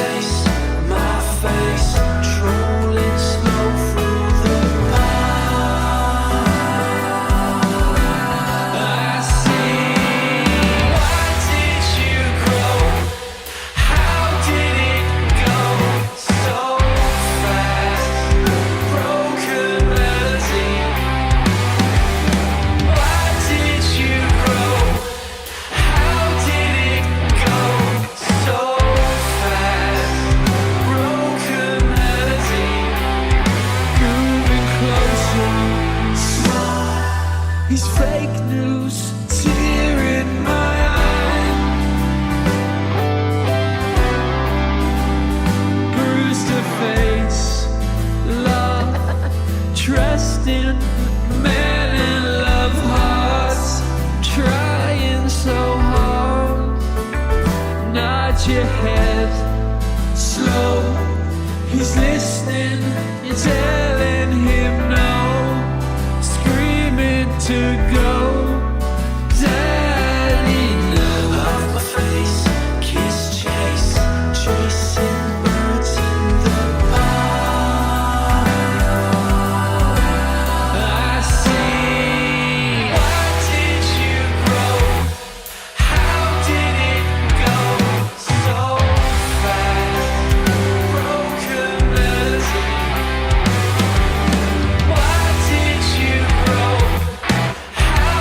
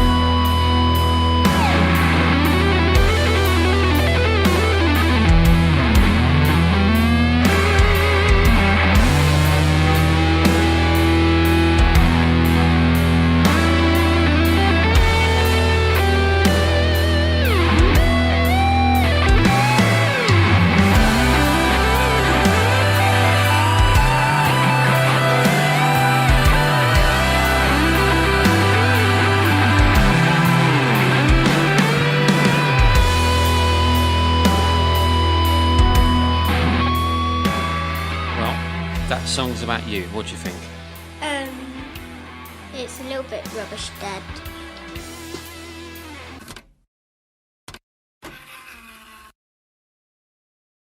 I'm not crying, you are. Oh, fucking hell. Kids, you can't please them, honestly. No, you can't, mate. You can't. Oh, shit. Oh, thanks, brother. I appreciate it. Once again, one of the few people who really got it. Every fucking time. Every time. I'm not even kidding. It's just... Oh, shit, right. You talk. You Okay. tell us about that, please. Come on. So I'm going to tell you all about Broken Melody. It's been a real rabbit hole, that tune. When it first started, me and Kill's our bass player, and a little bit of a history lesson. Me and Kill were in Hypo Psycho together, right? Band on mentioned earlier. So basically, Vix is essentially a super group of my playing career. Where but I'll get on to that anyway. Rabbit hole. So me and Kill were doing a writing session, and Kill started with the chords, with those lovely. I don't know if you can hear my electric guitar. That's not, but he started with the.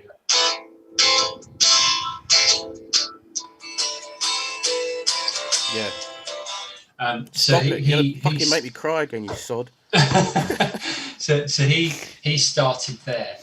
Yeah. And a few days previous to that, I'd had an incident with my little girl, and somebody had upset her.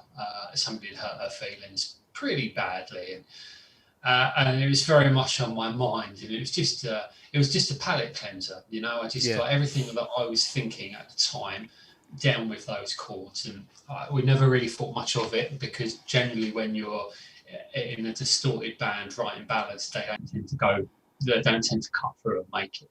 And then we sent over to CJ, and he added the Fear the Whisper bit, the middle eight bit, and then turned it into what it is today. And we never meant to go so prog rock with it at all. But again, CJ is a massive Roy fan, and that's kind of the way it went in the production. But it is very emotional, and it's very honest. And normally when we write songs, as I mentioned, we have a laugh and giggle, but not that one. That's from a bit of my stomach up. Exactly. You can tell it immediately from like I said. I'd had Try Again ready for the show. Time constraints moved it off.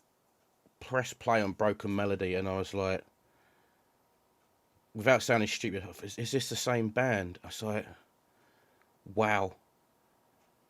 And it hit me like a ton of bricks, that track. And then I did. I started writing about it for the show, and I thought, okay, let's bung online, see if anyone else has reviewed it, because that's what I do. I checked for other people's reviews, because I doubt myself so much that if I go online and check reviews out and see what other people have thought, and I think, okay, so we're on the same page. Yeah. And that's when I messaged you about the whole thing, because it shouldn't frustrate me as much as it does, but it does. Not only did I say that it was bad enough that I found 3 or 4 sites all had the same review, literally word for word. Yeah. And as I suggested it on a Twitter rant only yesterday. Oh, I noticed that actually. Yeah. It was reminiscent of your mate copying your homework on Monday morning because they didn't do anything. And it frustrates the living hell out of me. But then it makes me feel like, first of all, they didn't listen to the full 7-minute 57-second track. Yeah. So didn't get that vital last bit at the end where you literally turn to your daughter and say, and that song's about you. And they ran with the whole fact that because it's called Broken Melody, they assumed that it was, as we said, it's a discussion on... What did they say it was? An open letter to the music. An open letter to the music industry. It's like, did you listen to the same track I listened to? know, mate, I know. And in many ways, there's not very many people I've been honest with about, to be fair. So it kind of gave me a bit of cover when that came out. So I thought, you know what, let's run with that. That kind of puts up a bit of a barrier.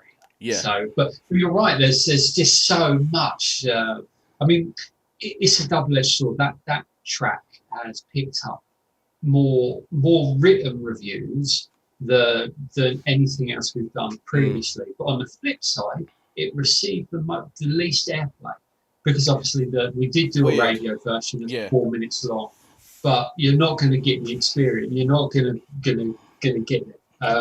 So it's really interesting, and it's also our most saved track in the first couple of weeks. We had over 2,000 saves on Spotify, where previously a couple of our tracks have only just got over 2,000 saves in the entire time they've been out. So it was definitely a quick.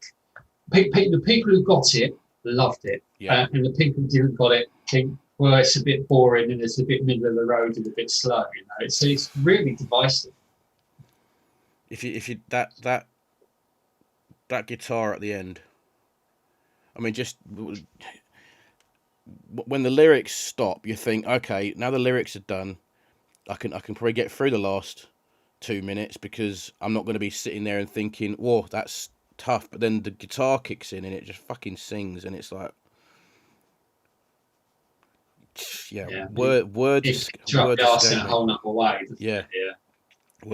me on that. So there won't be any more guitar solos in Vix20 songs. We've got no more licks.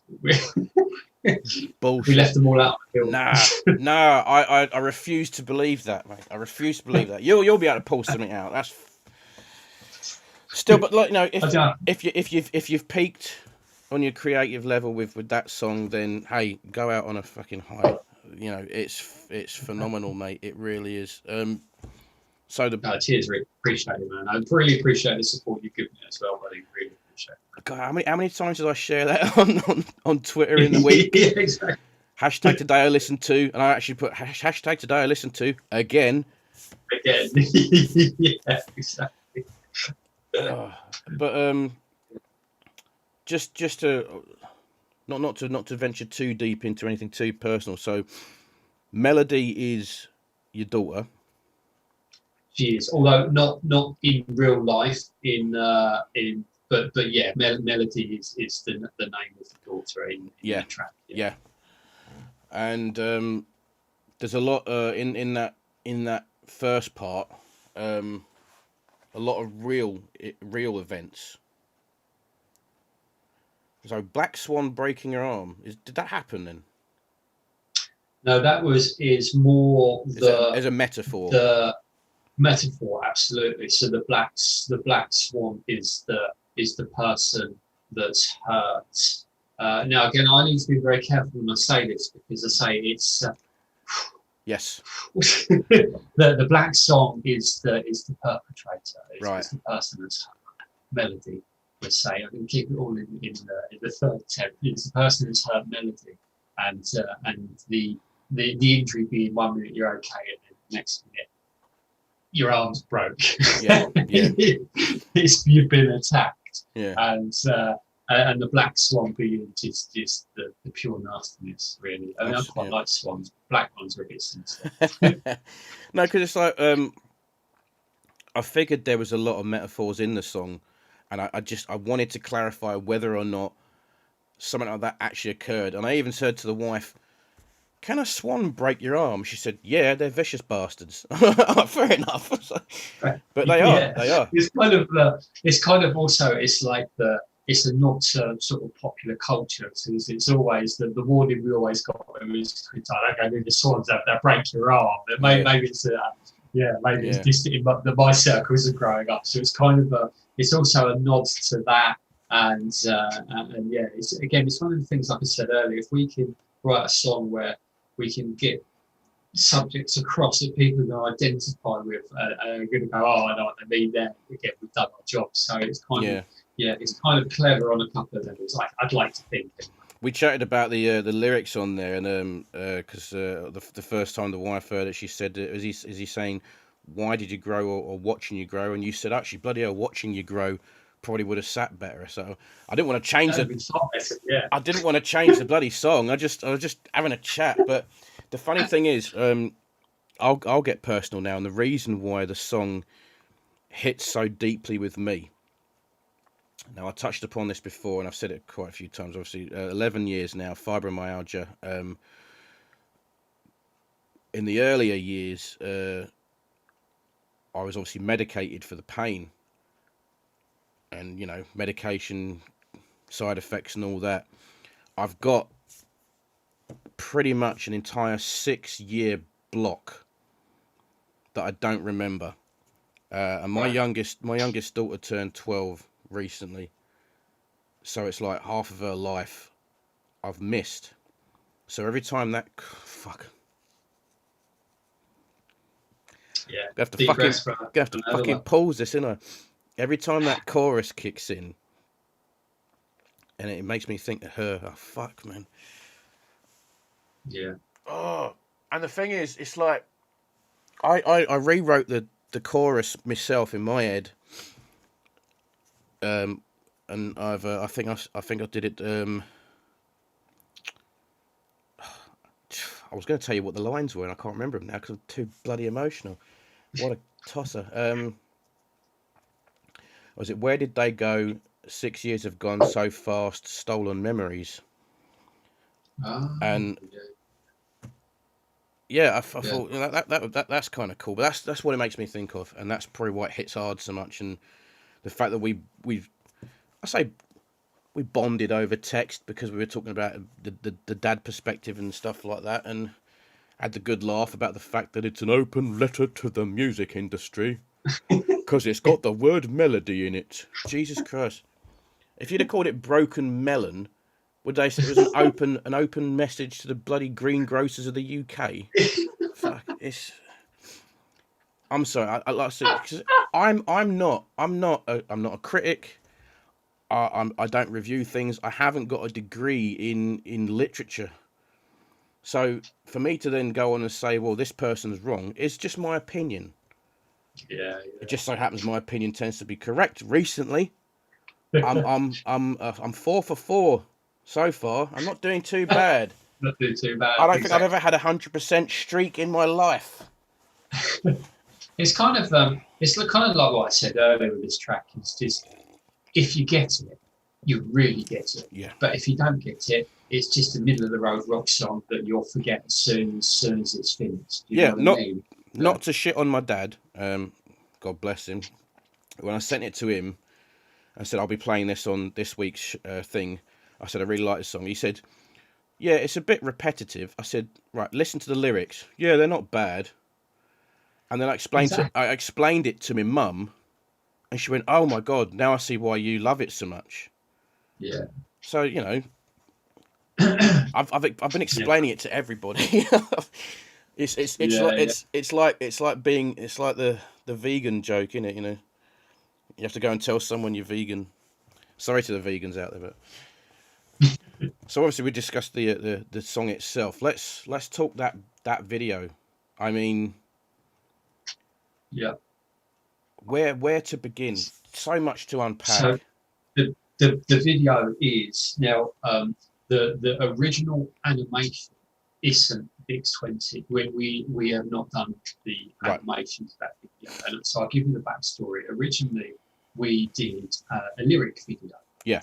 And we both sat down and watched it, and after CJ finished, she was just like, "Mate, this doesn't do the song justice." No, absolutely. So then we started to try and find things that would be as thought-provoking as what we're trying to achieve with the music.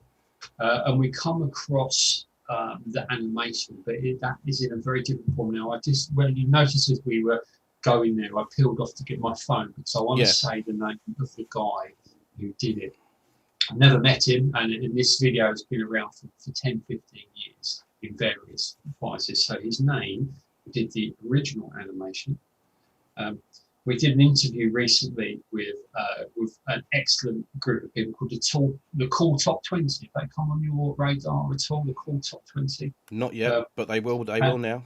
Yeah, absolutely. And Leen, she's a Dutch lady, based in Holland.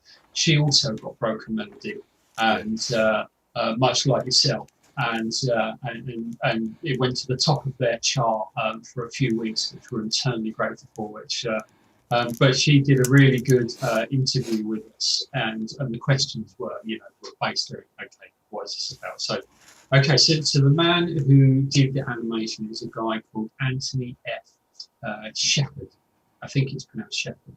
And originally, in its original form, it's about 4 minutes long. Yeah. And it's very, very fast. And even though we loved it, it was almost there. So then Jarrett took it apart scene by scene, and stretched it and arranged it so it made more sense with the music, which, to be honest, took him about as long as he might as well have drawn it himself. It took him about as long.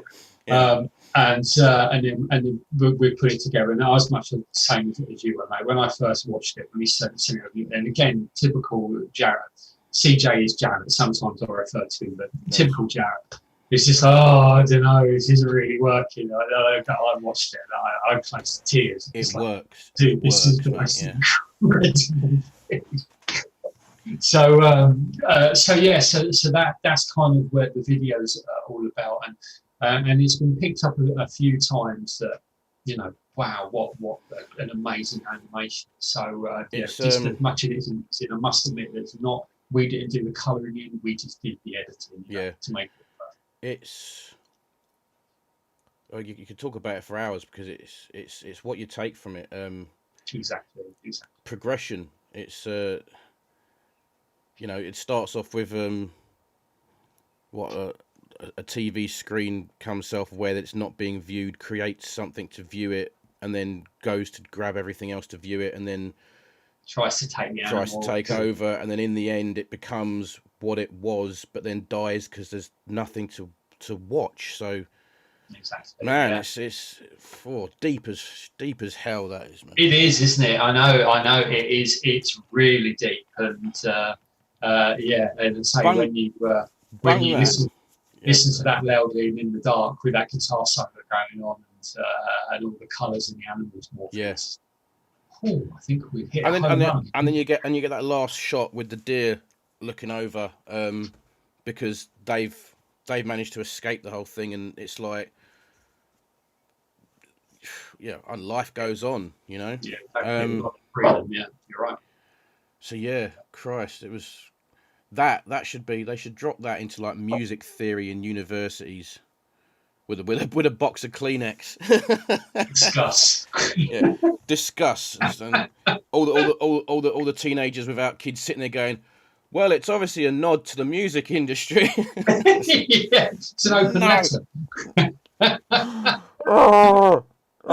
Excellent. But yeah, as you can imagine, funnily enough, we've had a fair bit of praise put onto us for that. And, we do appreciate it, because the whole thing has just grown. And you know what? If everything we do after that doesn't reach the heights, you know what? I'll be happy with the fact that I've got to make that. And right now, my daughter Jess, when she hears it, just kind of rolls her eyes and strops off as they do. But I'm hoping at some point, when she's our age and she puts it on for the first time in years, then she's going to get it. You know what I mean? And just the fact that I've got that bit of legacy to give to her, and just say, yeah, man, you can't ask for more than that. That's exactly, and that's why we do music, mate. It's not the fact that I'm sitting here talking to you, and it's had an impact on you, mate. That makes me the biggest artist in the world today. It really does. So, thank you, man. Thank you, though. I mean, we got through it, though, didn't we? We did get through it. Yeah, I had a couple of wobbles. I don't know about you. For those that probably, if you noticed the thing at one point, I did actually look down at my phone when he went to go and grab his. Luckily, the wife did return back from her eye test, and the dogs were going nuts, but my microphone was off, so you didn't hear it. And I text you on Twitter to say, I'm literally crying here. So. I'm sorry. Honestly, I've got no response time on Twitter. I'm either seeing it or I don't. It's cool. Excellent, man. So we're down to the last one for the video today. Yep. We're going to be kicking off the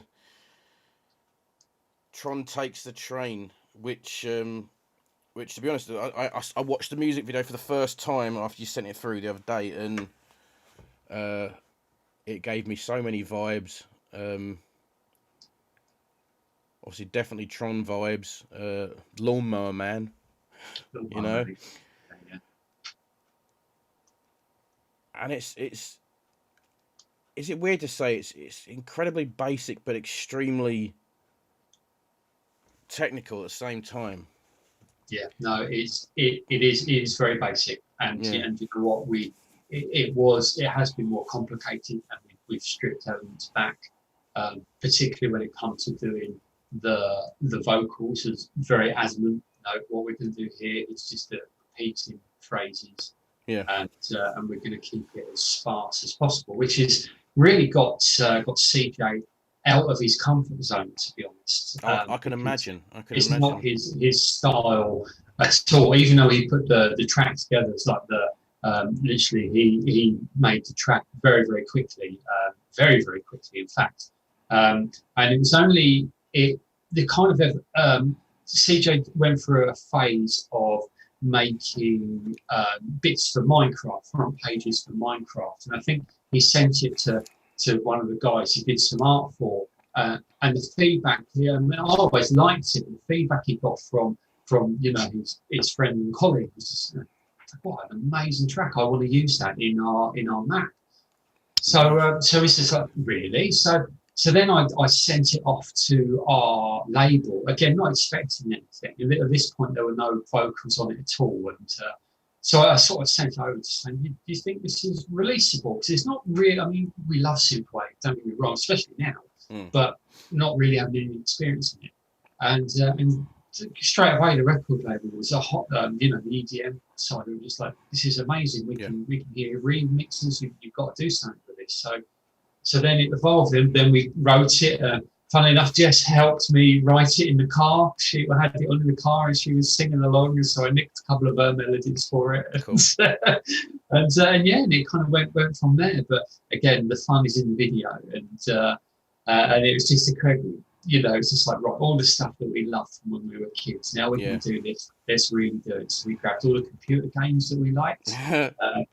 We grabbed everything about it. And I was going to grab as many screenshots as possible and start flicking through them, but it was so many to miss. And obviously, if we're going to sit and listen and watch, you're probably going to see me in the corner of the screen going like that. But yeah, definitely a complete change from all your other music. Yeah.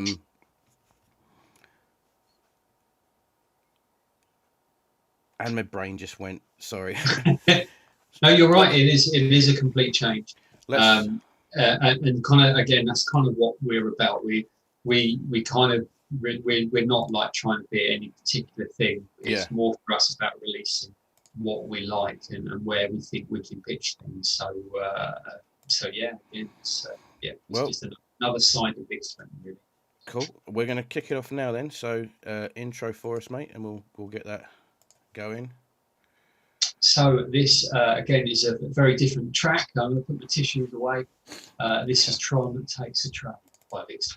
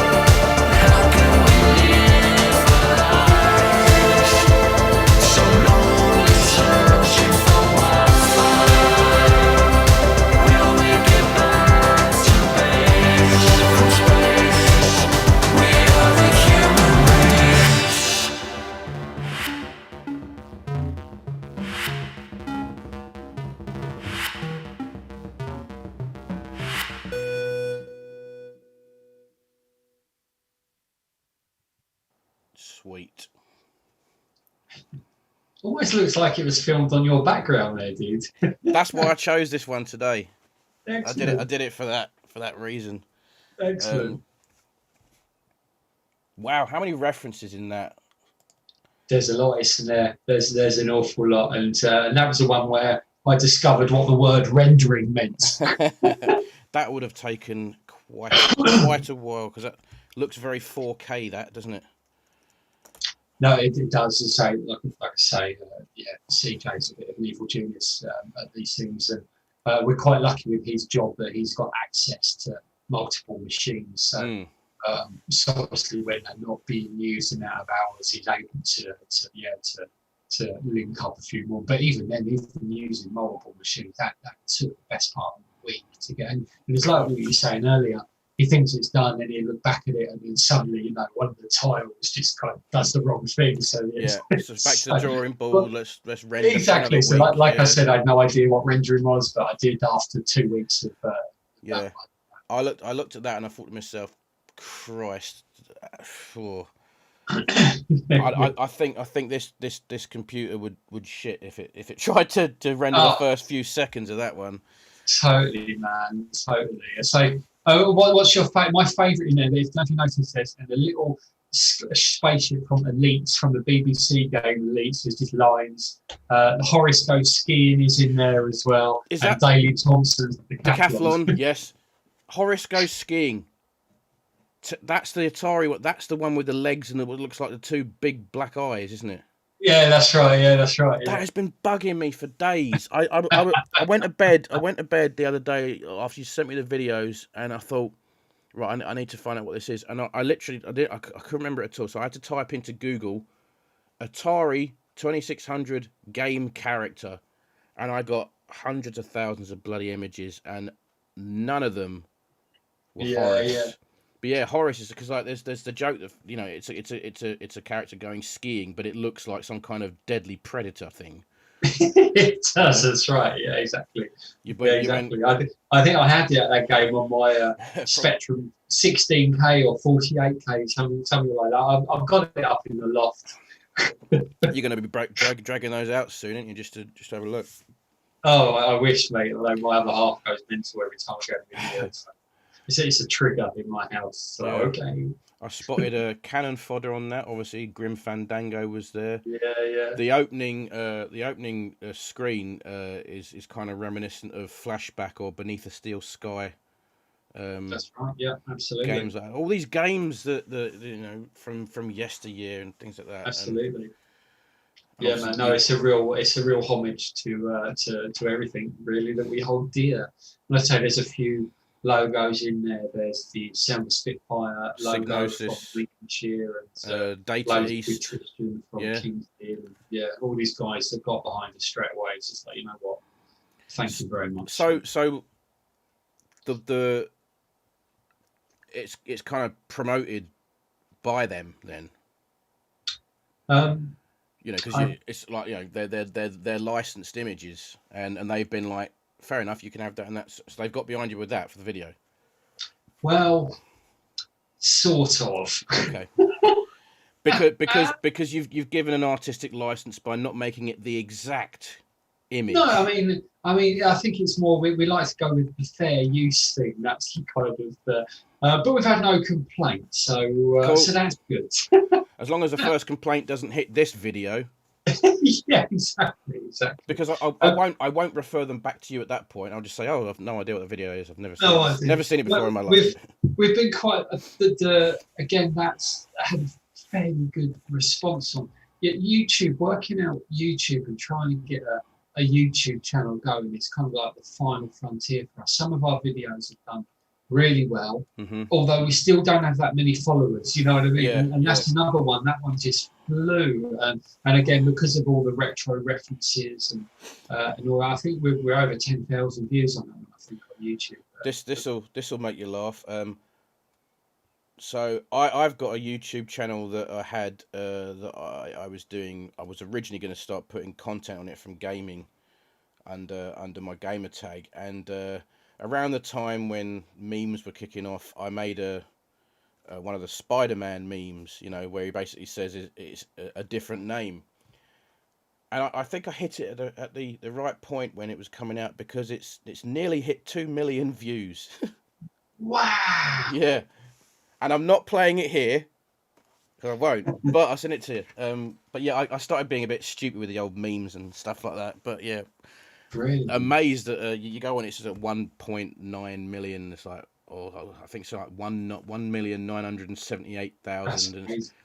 I say it's the final frontier. We've not unlocked how to get the engagement with other stuff with Spotify and all that. So we've got a fair idea how to promote it now and what works. But for YouTube, not a clue. So it's just kind of we put stuff up, and if people get it, awesome. And if they don't, then the YouTube bubble burst quite a while back. To be perfectly honest, they had the Adpocalypse, and then the Adpocalypse 2.0, and just like you said before, just like the music industry originally, where people were making money on YouTube, and now you're lucky if you can. Yeah. If you get a marketable thing that comes out and people start following you, and then YouTube back you, you could make significant bucks of it. But then it's putting all the time in for that, you know. No, exactly. You know, I would just settle for people to work, because the other thing is we find that we will put a video out, and for the first couple of weeks you get like Broken Melody. The first couple of weeks it absolutely flew, but then of course the brakes are pumped on these things. So we got from, I mean, we do, when we first release, we do run ads, but only for the first week, and they normally get us a couple of thousand on there, and normally it then will then spiral naturally. So we always seem to get to a point where we run some ads, we get a couple of thousand views on there, then we pick up on average about 5,000 or 6,000 views after that. Yeah. But then that's it. Then it'll go up, 10 a week or something. So like I say, we haven't worked it out yet. We keep trying though. Maybe we will. Yeah, lightning in a bottle moment, those things, isn't it? Especially with the YouTube algorithm. It's all down to people's tastes as well. I've noticed since I've been doing more the music thing and talking about it more on Facebook of all places. Bearing in mind, I've actually spent less time on Facebook recently, because I've moved over to Twitter, because you get more engagement there for the actual things you do. And Facebook's now actually picked up on what I do, and I'm getting a fair few unsigned bands popping up on my feed, which is pretty cool. Yeah. Right. A couple of them I've played on the show. Unfortunately, none of them have Twitter, so when I promoted them, they're not there. And one that was on episode 4 recently, I said, I messaged them on Facebook. So, are you on Twitter? And they said, no, we left that place. It was toxic as hell. I said, well, yeah, I completely understand that. It's really weird. I find Instagram is our biggest engagement. That's where we have the best. Mind you, we've kind of built it up with not necessarily music followers, but everybody who follows us, we engage back. So, that's definitely I think on Instagram, again, not huge numbers. We've got about 2,500 followers. So when we're putting out posts, routinely we get over 100 likes, or we get comments and engagement, and that's fantastic. But I think I've made that more about day-to-day life than Vix20, if you know what I mean. Yeah, sorry, I wasn't ignoring you, mate. My screen just suddenly decided to do something really funny, and I've no idea. No, that's still recording. Yeah, I think my processing is starting to. Yeah, no worries, mate. We've been at it for a while, so we should probably wrap it. It's been over 2 hours, but no, that's fine. We generally get that, and it's been an interesting one today, because obviously we've not only have we discussed 4 of your songs in full, but we've actually watched the videos as well, and they're all brilliant. And anybody who's actually managed to sit through this whole thing today, if you like what you see, and obviously you can look for Vix20 on all digital platforms. Matt. But very easy to find. Yeah, very easy. Keep an eye out. Great, and some great tunes. For every genre, you should say now. You've done your punk rocky style things. You've done your prog rock, and now you've got your EDM. So Yeah. Just got to put out a rap video now, mate. Yeah, I know. It's funny enough. One industry professional said to me recently in a negative tone. It's just like, well, I can send this off to here, but they'd be very confused when they hear the rest of your music. And it's just like, do you really think I give a monkeys? Everything we release is a reflection of what we like. Yeah. And you're either with us or you're not. But I'm too old to care. what a magazine might think. No, that's fine. That's fine, man. I mean, but listen, Rich, on behalf not just Vix20, all the bands you support, without guys like you, our scene would dry up. So from all of us, brother, big respect to you, mate, for what you do. Cheers, man. Really appreciate it. Thank you for the music as well, mate, because we're all to quote a shitty statement, we're all in this together, aren't we? Yeah, totally, mate. You make the music, we push the music, and if I can get 2 or 3 more listeners, that's 2 or 3 more listeners. Like I say, yesterday I was playing a lot of it, and my neighbour wandered out humming your tune. So yeah, absolutely, that's totally, man, absolutely. Yeah, really appreciate it, mate. No worries, mate. I'll get this edited at some point. It should go hopefully up within a week. Yeah, no worries, mate. Well, when you're ready to go, let me know, and we stick it all over our socials, and we get much engagement as we possibly can. Definitely. No worries, man. And don't be a stranger. When your next track's due, come back on. We'll do an interview. We'll do a tilt your head back moment to some of your older stuff. Yeah, totally, man. Totally. Well, I'll put you on. I've got a list of about 30, 40 DJs who we're kind of close with. That we always send the stuff out to directly rather than cool. Occasionally we use a radio plugger. Sometimes we do, sometimes we don't. But you'll get it first, definitely. You'll be on that list now. So thank you very much for that. Nice one. Mate, it's been an utter pleasure. Yeah, it has, mate. Thank you very much. And nice one, brother. We shall chat soon, and all the best, mate. Yeah, you too, pal. All the best, yeah. Thanks a lot, man. Really enjoyed it. Bye-bye. Cheers. The TiLt interview.